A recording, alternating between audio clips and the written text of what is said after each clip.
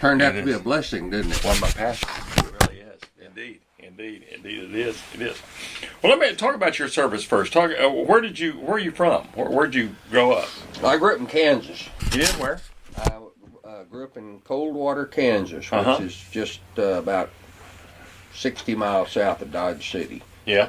And about 10 miles north of the Oklahoma line. I see. Yeah. That's where I grew up in Kansas, but I was born in Brownfield, Texas. Oh, is that right? Yeah. And my family's from out around Lubbock, and then in East Texas around Sulphur Springs. I see.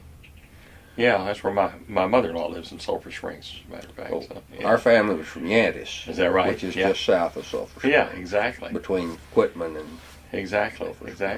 So when did you go in the service? In '68, is that right? No, I joined the service January the 7th of 1967. 1967. Yeah. Was this out of high school, or did you? No, I'd gotten out of high school and I got a road job working on Lake Meredith. We were building boat ramps and roads down into Lake Meredith, and did that for a while. Then I went to work for an oil company as a roughneck. Oh, really? And made good money. Yeah. But somewhere around the 1st of January or the last of December, we went up to the Brooks lease north of Stinnett, Texas, and pulled that had some tubing, had a hole in it. And so we filled the string with water, and we brought it out in one joint at a time to find that leaking joint. And it was about 16 degrees and the wind blowing out of the north. And we did that all day, and I like I froze to death. And I'd been thinking about the military. The war was going on in Vietnam. Yes, sir. And so I thought, I'm just going to join the military. And so I went down and joined the Army. And everybody that went with me, or from Borger to Amarillo, went to Fort Bliss. Right. In El Paso. Yeah, but they sent me to Fort Leonard Wood, Missouri. I see. So I didn't get out of the winter Yeah. at all. I was stationed there. Then I went to Fort Dix, New Jersey, and then Fort Belvoir, Virginia. What they have you doing? What was your specialty? Well, when I went into the service, I was assigned as a heavy vehicle operator, truck driver, and but I never did any of that at all until I got to Vietnam. I see. And what happened in Vietnam, when I went over to Vietnam, they sent me to a place called GLA, which is just north of Da Nang. And when did you go in the country? I went in April the 1st of '68. Okay. And they sent me to GLA, just north of Da Nang. It was an ammo dump, an ordnance company, 173rd Ordnance Company. And they didn't have a slot for my MOS, so I was there a little less than a month. Then they sent me up to Phu Bai, which is up by Hue in I Corps in the northern part of Vietnam. And what we did for my entire year was run convoys. I see. And convoys and convoy protection. The fifth, the second of the 5th, the 1st Air Cavalry Division. And we ran convoys. And that's probably part of the reason why I don't have a lot of pictures. Right. You didn't have an opportunity to carry a camera around with you. Absolutely. And we would go out and be gone sometimes weeks at a time. And what kind of truck were you driving? It was a 5-ton. Well, actually, I didn't drive as much as I was shotgun. Right. We were assigned for convoy protection, but since I was a truck driver, I'd drive. You get tired of sitting on an M60 machine gun. Yeah. And so I would drive too. But our main objective, there was a deep water pier at Tan Mai, which is at the mouth of the Perfume River, where the mouth of the Perfume River enters into the South China Sea. And there was a naval deep water pier there. And every form and fashion of supply came into that pier, that port. And that would go anywhere from the most mundane of things to lumber and then to ammunition. And starting in September of '68, maybe August of '68, it was an Operation Massachusetts Striker began, and it was an offensive in the Ashaw Valley. Right. And if you know anything about the northern region of Vietnam, you have a coastal plain, which consists of varying widths from maybe 10 miles to 5 miles in width. Then you have the mountains. And then through those mountains is the Ashaw Valley. Right. Okay. And we were tasked with taking supplies into fire bases.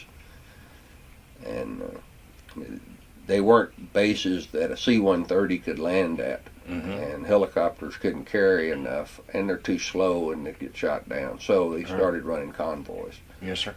And mostly night convoys into those fire bases. Yes, sir. Which were... Sounds active. It was very active. They would not always be waiting on you. Yeah. But you never knew when. It got down to, it got so bad that we had to run 3 5-ton, these were 5-ton trucks with 1.5-inch armor plate and quad 50s, which are 4 50 caliber machine guns. And we would have 3 of those in the convoys, 10 or 12 Jeeps with 2 machine guns on them, 2 M60 machine guns on them. And then each truck had an M60 on it. And it was... Night convoys were horrible because you don't run it, you're running no lights. Right.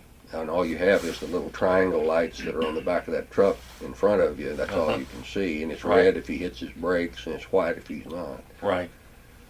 But the problem was is if they could stop you, you really had problems. And they did stop us a number of times. And how they did that was to stop a truck by either what they call now IEDs or by RPGs. What's RPG? Rocket propelled grenade. Grenades. Okay. Right. And so I take it there were some times that that got pretty dicey for you. Oh, terrible. I mean, the times when they stopped your convoy. Yeah. Now it's you and the driver, and now you've got to protect yourselves and wait for them, and if necessary, you don't. If you fire an M16 at night, they know where you are. Right. So you didn't want to do that unless you had to. Exactly. But we used a lot of hand grenades and just put out enough fire out there to keep them back. And I was fortunate. I never got wounded. I did get a piece of steel in my knee one time from something, but they took it out at Medevac Hospital, and there's no record of it. I'm not like John Kerry. I didn't get a Purple Heart, but at the time I never even thought about it. Right. But yeah, it was. It was real dicey. Yeah. Route 1 runs the entire length of Vietnam, and it ends at Dong Ha, which is right up on the demilitarized zone. Right. And we quit running convoys up Route 1. We ran one truck at a time.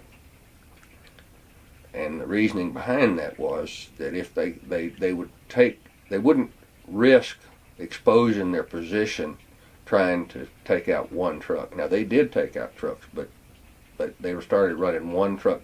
You were by yourself and running wide open as fast as you could go, and that was always a terrible thing. You have 15 trucks at the Perfume River there by the Citadel and Hue, and they'd go. Yeah. And you'd take off, and you might get down the road 2 miles or however. I don't know how long they spaced them out, but I never caught the truck in front of me, and nobody ever caught me. Right? So, that's the way it was. Right. How many people would you usually convoy? I mean, how big was this convoy that you were normally in, or how big was your unit? Well, there would probably be at a maximum in a convoy 20 trucks. Uh-huh. And then, like I say, you had the armored Right. quad 50s in there, and then Jeeps. Right, right. And your main job, like you said, was to deliver supplies where choppers or other vehicles couldn't go. That's right. Right. That's right. And the roads were not asphalt roads; they were dirt roads. Uh-huh. And they'd place mines, and that's the primary method they'd stop a truck. Is if a truck ran over a mine, that one was stopped.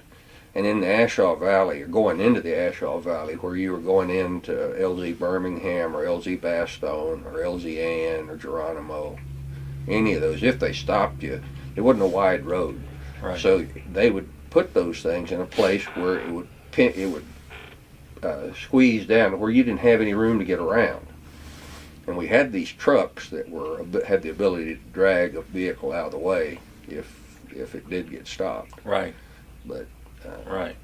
So when you weren't driving, you were on a M60. You were on an M16. M60. M60, excuse me. Yeah. So you got pretty used to that. Yeah, I love an M60. That's a wonderful firearm. Right. I mean, they don't use it anymore, I don't think. Yeah. They use something else now. Right. But, Right. Right. and I had an M16 also. Exactly. Exactly. So there must have been times that you got back to base or got back to your bunk and thought, you know, how did I live through this day? Yeah, but you know, I was young, Tom. Yeah. Were you And- afraid? I mean, were you too? Were you? Yeah, were I you was- too I young was- to be afraid? Or I what? was afraid, but I don't remember. It wasn't terrified, Yeah. but I was afraid. Yeah. You know, I just had made up my mind. You know that I was going to be okay, Right. and that I was capable to defend myself, and I'd do whatever I had to do. Right. And I had one funny story that happened. I had a new driver come Uh-huh. in, and his name was Orr. ORR. He was from Rocky Mount, North Carolina, Right. and he was new. Uh-huh. And the new guys come in, and you know, they're big-eyed and wanting to know how many people you killed and stuff, and Right. that kind of thing. Which, you know, I don't know that I ever killed anybody. I certainly could have, Yeah. but I don't know that I did. Right. But we were in Hue, and it was a night convoy, and we were going to an LZ Birmingham, and we were carrying ammunition. Right. Now, this is artillery, rockets, and powder. An artillery piece, you know, except for a 105, which is an encased round, right? Uh-huh. It's an actual round. Artillery 155, 175, and 6-inch are all the round, and then you put powder behind it. Mm-hmm. So you might be carrying powder. Well, one tracer in that powder, and you're gone. Right. The artillery rounds themselves weren't as dangerous, but they would explode. Uh-huh. But anyway, we were in Hue and waiting for this convoy to take off, and up the street, not very far up the street, and Hue by that time was relatively secure. This was after the Tet Offensive in '68. And so it was relatively secure. So there was a Vietnamese up there selling bread. They had these little carts. And I asked him, I said, "You want some of that bread?" Because food was, you know, sea rations was really all you ever had. But I'd bought bread before, but it was night. And so I took off and ran up there. And about the time I took off, the convoy started going. And we were not in the back of the convoy. We were, you know, in the middle of the thing. But as they took off, they just went around me. You know, and left our truck sitting there. And he's sitting there waiting on me to come back. And I hear them taking off, but I'm running. I get the bread. I run back. Well, by the time I get back, they're out of sight. They've gone down and gone around a corner. I told him, "Get after it. Let's go." So we took off. Yeah. Well, about 2 miles from there was a bridge over another tributary that runs into the Perfume River. And at nighttime, they would put concertina wire across the road to either side of that bridge to keep the NVA from blowing the bridges up. Right. Uh-huh. And so we're running just as fast as we can go with the lights on, because we don't you know, we're not Yeah. out of way, and I'm thinking we're okay. We can run with lights on. So we go around the curve, and there's that road, and the Vietnamese were guarding that bridge, and they were pulling the concertina wire back across the road. And this is triple strand, triple rolled concertina wire, and they were pulling it across the road. But we didn't stop. We just ran through that wire. I don't know if we hurt anybody or not, but we couldn't stay there. Right? We couldn't stay there. I mean, if we had stayed in Hue just by ourselves, that'd have gotten us. Right. So I had to get back to that convoy. But we ran through that wire. We drug wire for 20 miles. My goodness. And then Route 1 was paved, so it's sparking and stuff, and it took forever to get all that wire out of the axles on that truck. But anyway, we went on into.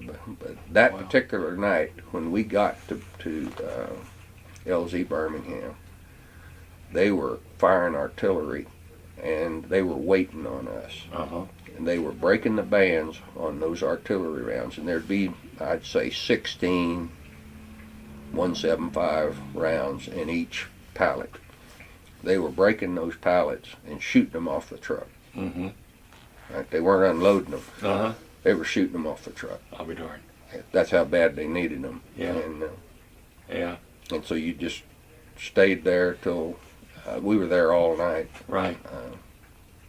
I think that the conditions probably were the conditions, the living conditions were atrocious. Right.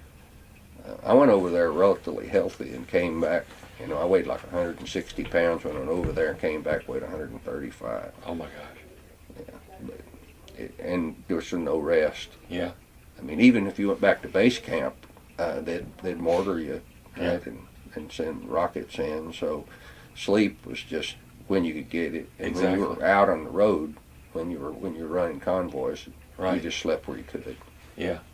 And wow. It was a tough year. You were there for a year? Yeah, it was a tough year. And you came back?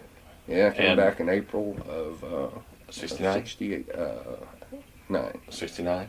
Yeah. And did you stay in, or what did you do then? No, I stayed in. I was assigned to the headquarters. What rank were you when you came back? I was a E4 when I came back. Okay. I went over an E2, I think. I was an E4 when I came back, and then I was assigned to the commanding general's, the headquarters at Fort Knox, Kentucky. I'm one of the few people in America that's actually seen the gold. Oh, is that right? Because I went in there with him, and I went in there 3 times. And that's really something to see. I bet. Yeah. It is. I didn't see that much gold. But it had a lot of other perks too. I mean, I was working for the commanding general of Fort Knox, Lieutenant General John J. Sutherland was his name. He was a good man. I just made sure he had raspberry donuts, and his shoes were always shining. And then if he went on a trip, and he had a King Air, something like a King Air airplane, and when he went on a trip, I went with him. And so I got to do things like that. And then one day he asked me, Banta, is there any place in the world you'd like to go? I mean, you've been in the States for 6 months, and I definitely didn't want to go back to Vietnam. Right. So I told him I thought I'd like to go to Spain, and he said, well, he couldn't do Spain, and I said, well, how about Holland? And he said, I can do Holland. So he got me orders to Holland, to Brunsum in the Netherlands, where NATO SHAPE headquarters was. Right. And I was assigned in a town called Maastricht. Maastricht? It's on the Maas River. Beautiful town, built by the Romans. Right. The wall around the old city is built by the Romans. But anyway, that's a communications. It was a communications link in from Vietnam. That was all by radio, and it would go from one station to another station, and Maastricht was one of the stations. I see, yeah.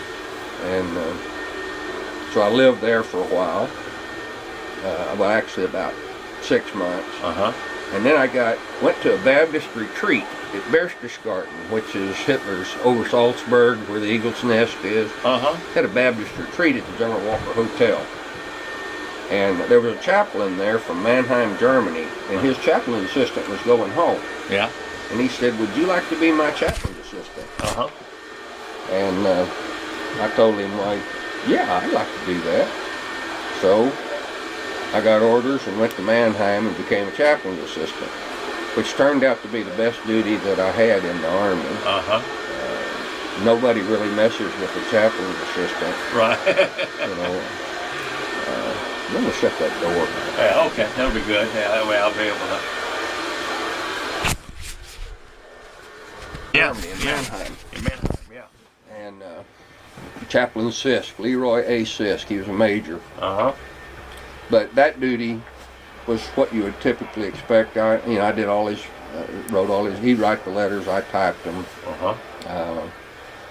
And I had to have the chapel open all the time. The soldiers would come in for different needs, get a Dear John letter or whatever. Right, sure. Uh-huh. And then he left finally. His tour ended in Germany, and he left, and I was there alone from August until I got out of the Army in January of 71. 71, okay. Okay. And so that period of time, I didn't have a chaplain there, so I ended up being sort of a spiritual, I did what I could. Right. Right. Because people would get Dear John letters, sure. or they'd just be homesick, or they might actually want to talk about God. Right, yeah. And imagine that. Being a Christian, sure. I didn't have a real problem with that. Absolutely, absolutely. So you came home in 71? Yep. Came home, went back to Stinnett, Texas, which is up north of Amarillo. I know where Stinnett is. Yeah, I spent some time in Lubbock. I went to Texas Tech, so I know. Well, Stinnett. I went to Tech too. That's where Stinnett's where Donnie Anderson is from. That's right. Yeah. That's right. He had a brother that was a better football player than Donnie was, but he broke his neck. Yeah, I do. I remember that. I remember that story. He was probably a better football player all around than Donnie was. Right. But, right. Everybody remembers Donnie Anderson and the way he jumped. Exactly. But yeah. The Golden Boy. The Golden Boy. Yeah. Yeah. Signed the first bonus contract for Green Bay Packers, right? Yeah. Well, I went through basic training with Willard Crenshaw. Oh, is that right? Who was also a Green Bay Packer. Yeah. He was and Donnie Anderson was in the cycle before me at Fort Leonard Wood. Donnie Anderson was in a company in that cycle. I see. But in my cycle, it was Willis Crenshaw is who it was. Yeah. So what'd you do when you got back to Stinnett? I went Stinnett. Stinnett, right. I went back to college on the GI Bill, and I had determined that, that you could do two things in life, and one of them was work with your back, or you could try to get an education and use your mind. And so I did. Where'd you go? I went to Tech first. To Tech, And but my great grandfather was a founder of Howard Payne University, one of the founders of Howard Payne University in Brownwood. So I transferred to Brownwood, went to school at Howard Payne, and graduated there with a teaching degree, minor in history. And I taught for 2 years. I starved to death for 2 years, and went back to Brownwood and got on with the telephone company. I see. And I spent 27 years with the telephone company. In Brownwood? Well, in Brownwood for 5, then League City. Was there when Alicia came in, and then I came here, and I did most of my work for the phone company here. I was a right-of-way agent. I went out and acquired easements and leases and things like that for. So when did you come here to Bryan? In October of 1982. Of 82. Okay, so you've been here a long time? Been here a long time. That's right. Been here a long time. And are you still with the phone company, or are you retired? No, now? I'm retired. Are you? I'm retired. Good. And, I'm grateful for my military service. Yeah. I don't look back on it with, any regrets. I do have post-traumatic stress disorder. It's not as bad as it was in the early years. It was hard. Right. I did the same thing a lot of guys did. I drank a lot. And so you could sleep and that type of thing. Right. But, right. Well, I've talked to a lot of people about that, and they're very most of the people that I talk to about it are very adamant that people that, young men and women that are, serving right now, that they recognize the symptoms of that. And They don't are ignore now. it. Yeah. And they didn't for years. Right. Right. They didn't want to even talk about it, but I think Right. they learned in Iraq and in Afghanistan that you put somebody in a traumatic environment and for an extended period of time, that they're going to bring that home with them. Right. I mean, one day you're involved in whether you're going to live today or not, Yeah, and in exactly. moments Yeah. you might even be certain you're not. Right. Right. I mean, when they get you zeroed in with those mortars, and you're not at the bunker, right? You're not there. You've got to take cover where you can take cover, and you think the next one's going to get you, but Yeah. Yeah. it always got somebody else. Right. It never got me. Right. Right. I thank God for that. Sure. But, So what about your family? Are you married? yes, I'm married. I married a school teacher. Her daddy was worked for the Better Business Bureau. Ran the Better Business Bureau here for many years. Leroy Balmain. He was Air Force recruiter. Right. Debbie was a teacher. She grew up a military child. She lived in the Philippines for many years. And So you married her after you came here? well, I married her after I came here. After you came here. Okay. And we've been married now for nearly 15 years. I'll be done. And I was married before. Right. But like a lot of guys with PTSD, alcohol, Yeah. and I was married to good women, but Yeah. if you drink like I drank, Yeah. if you did love somebody, you'd eventually quit. Right. Right. Right. So how'd you get? You've been involved with the American Legion for a while, I take it, right? Well, yeah, I started just 3 years ago. And I really started out with the American Legion because I wanted to be a part of the Honor Guard. Right. And I felt it important that when we bury veterans, or whatever generation veteran, that we do it in a classy way. Yes, sir. And so I got involved with that, and of course, like any other organization, there's just a percentage of our membership that actually do anything. Right. Sure. And so we've got about 40 people that do everything that gets done around here. And Yes, so sir. immediately they decided I needed to be first vice commander. Uh-huh. So I was first vice commander, and then David had been commander for 3 years, Exactly. and he'd had enough. Yeah. So Yeah.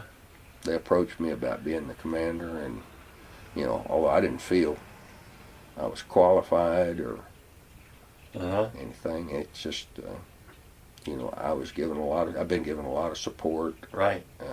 There are a lot of critics. Right. And Sure. anything you do, but the American Legion's one of the greatest organizations that I've ever been associated with. Tom, when I got out of the Army, I couldn't join the VFW because they didn't allow Vietnam veterans to join the VFW because it wasn't a war. I went out to Brownwood, went to the VFW and asked about joining, and they said I couldn't because I wasn't in a war, which kind of left me Sure. thinking, what the heck you guys talking about? Yeah. 59,000 people. Right. But anyway, I never did join the VFW, and I don't know that I want this No, to be of course quoted, not. but I wouldn't join the VFW if it was the last organization on earth. Right. I mean, Right. I see them out there drinking and smoking, and Yeah. that seems to be what Yeah. they do. Well, we're here to talk about the American Legion.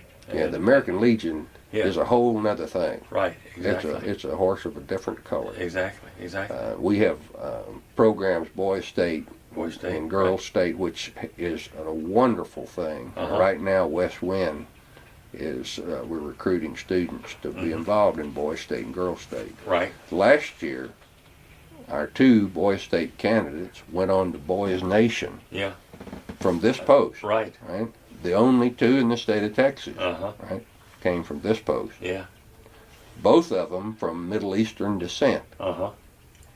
but they came here They signed up. They went to Boys State. They were successful, Right. and then you have to be chosen to go on to Boys Nation. Exactly. And they Yeah. did. It's, Right. we're real proud of that. Right. That we were able to do that. Right. We send packages to Afghanistan monthly. Mhm.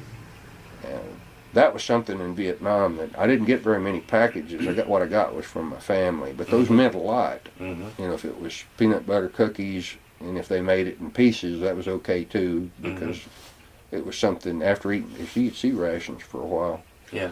you know, a homemade peanut butter cookie is pretty good. Right. But we got those packages from family. Right. Well, now that the American Legion and the VFW and, Right. and the DAV, all of them, Yeah. we're treating our veterans much better. Right. When I went to Vietnam in '68, the anti-war backlash hadn't occurred. But Right. when I came home, Yeah.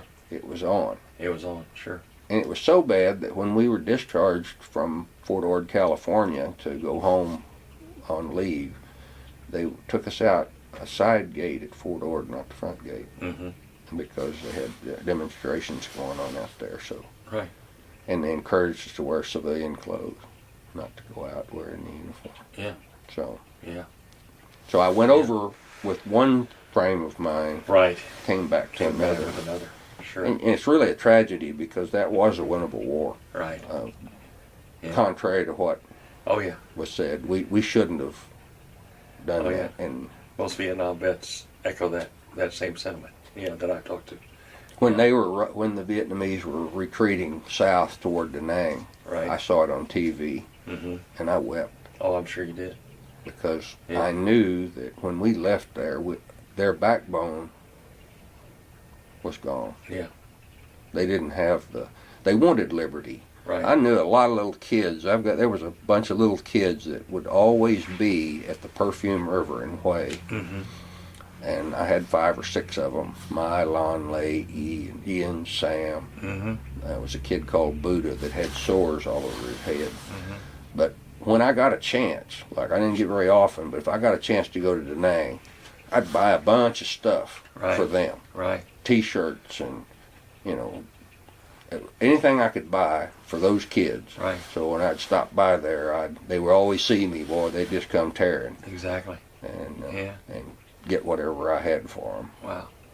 But I was wrecked by what Right. happened, Right. and all that loss of life, and Yeah. for nothing. And you know, the real problem, Tom, is the American people lost their will, Mm-hmm. and they lost it via the media. Right. You know, Walter Cronkite said this wasn't winnable, and Mhm. people began to believe that. Exactly. And if we lose our will now, Yeah. if we let Al Qaeda Mm-hmm. continue to operate, they're going to hit us again. Be another situation. It's going to happen. Oh yeah. Their intent is to destroy democracy. Right. Yeah. I'm afraid you're right, but I'm still. Boy, but aren't So we happy. proud of our troops? I Oh, mean, man, I'm tell so you what. proud of them. There's so Wow. much Oh, class. I know. I mean, know. just so much class. It's just amazing. It's just amazing. I mean, the best people we have, I think. And Debbie and I have been real fortunate. We've been on mission trips to Germany. Have you? I've been over there 7 times. Right. But each time that Debbie and I went 2 times without her, then I took her on all the rest of the trips. But we would stay 2 more weeks. After we'd stay 2 weeks at the mission effort through First Baptist Church Bryan. And then after that, since I'm a disabled veteran, Mm-hmm.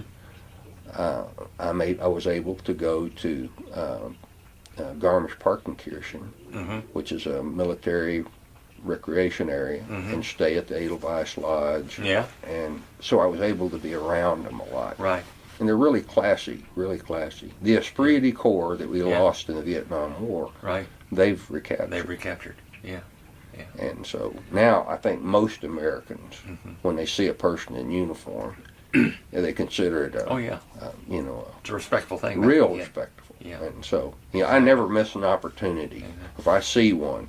And that's the way it is with the American Legion. I mean, Right. we send these care packages over there for them, comfort packages, something that they can know that there are people back here that are thinking about them. Right.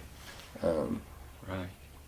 Well, you've got a tremendous lodge here. I've been to some of your meetings, and it's, I know you rent out the hall, and, on occasion, too, when people want it. So I know that your membership is, probably, it's never as active as you want. Like you say, 40 people run the thing, but sure glad it's here. Well, we get done the things that need to be done. Right. We get them done with the dedication of the few that do is extreme dedication. Right. Now the problem is age. Yeah. Yeah. You see, our Korean War veterans now are all in their 70s.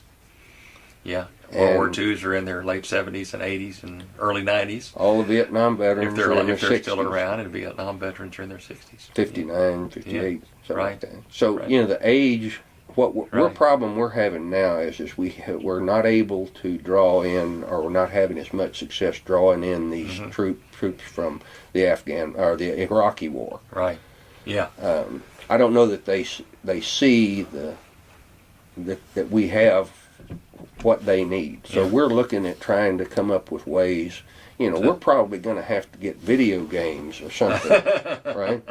Something that associates with them. A Wii game or something like that. Yeah, something that they would associate with. Yeah. Well, this is a tremendous story to tell, and I'm really looking forward to telling it. Not only your service story, but to talk about the American Legion too. And I think we can get it all done. I need to. Like I told you the other day on the phone, we record the show Thursdays at 2:30. I need to call because I got an email yesterday saying that the president of A&M had some sort of a town hall meeting that he was going to do, and they weren't sure whether we were going to be able to tape tomorrow or not. So I need to make a phone call. I picked out these pictures while you were talking. Okay. And what's that right there? That's the Catholic Church in Hue. Oh, okay. I just thought that was the imperial city of Hue, which in Vietnam. In Vietnam, that's the Catholic Church. It's a remarkable building, and I took a picture of it. This is my best friend. His name is Greg Mahoney. My oldest son is named Greg after him. And we're going somewhere. Right. I don't know where we're going. Right. But we're going somewhere. And he's still around? I mean, you still keep up with him? Yeah, he's a truck driver. I see. And I hear from him occasionally. Now, what is that? What is that? That's an M60. That's an M60. And this is a perimeter. And I don't know what we were doing at the perimeter. That's a convoy. Yeah, that's a good depiction of that. That's when I got to Vietnam. That's you, okay. And I like the glasses. That's good. Well, those black horn rims are good. If you saw me at the end of that, I don't look anything like that. This is early in your. I just got there. Right? Yeah, this was at GLA, and wow. I had been there probably a couple of weeks. Wow. And that's GLA base. This is the mountain. There's guard mounts up here, towers. Right. And I was going up there for whatever reason. Is this you over here? Or? Yeah, that's me. That's Greg Mahoney. That's Jerry Smith. Okay. Jerry Smith turned out to be he got addicted to drugs over there. And I actually had another guy, and I cannot for the life remember. He was from Bryan College Station. He was killed. And Greg reminded, he came here one time and reminded me, he said, and I want to say his name was Goodrich. But I can't think of his name. Yeah. He was not a close friend of mine, but he was in our outfit. He got killed. Right. And he reminded me, he said, he was from College Station. I'll be darned. And of course I didn't know that. That picture is just a chopper coming in. I don't know where it was at. But this is what interesting. They had blown up the bridge. This is the bridge at An Lai, going north toward Quan Tri and Dong Ha. They blew up that bridge, so we had to drive through the river. So we're actually driving these trucks across this river. Yeah. And what is this kid? They just kids that show up everywhere. Just show up, just go swimming, huh? Yeah. Well, they're trying to get something. Yeah. And they'll steal something from you too. They can steal the radio and leave the music. That's you? Yeah, that's me. That's a Chinese bolt-action rifle. It's not even a semi-automatic. Yeah. that I picked up. Now, that's a great picture, I thought. Yeah, With that choppers is coming in. that is LZ Birmingham, Uh-huh. and that's one of the places that we drove to. There's no, all it had was the ability for helicopters to land. You could see no plane could land there, so we had to. Well, those are the pictures that I looked at that I thought that because I can't use too many, but I thought I'd use these. And I'll tell you what, if we got another picture of Mahoney in there, I'll with you there, I'll just use that one. Yeah, so that's good. Well, I didn't take a lot of pictures once I got up north. Well, no, I understand. I understand that. Let me. I'm going to make a phone call here, and I think I'm going to make a phone call. I came to your roast. Oh, you did? Yeah. Oh, okay. Yeah. That was good. That was a lot of fun. Yeah. That was. I know you enjoyed it. I did. I really did. Let me.